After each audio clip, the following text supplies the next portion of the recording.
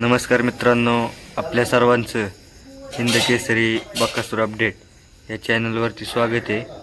तर आपण पाहू शकता आपल्यासमोर आहे सर्वांचा लाडका महाराष्ट्राची आन बान शान दशम हिंद केसरी बकासूर चांगला आराम करतोय। तर आपल्या सर्वांचा लाडका बकासूर आज गुरसाळे मैदानात पाहणार होता, पण काही कारणास्तव कॅन्सल झालं व उद्या 13 तारीख त्याच फाटीवरती गुरसाळे मैदान या मैदानात पाहणार आहे आदत या मैदानात। तर आपला सर्वांचा लाडका उद्या गुरसाळे मैदानासाठी सज्ज आहे।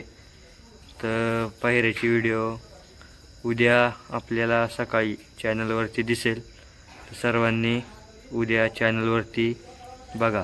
तर धन्यवाद।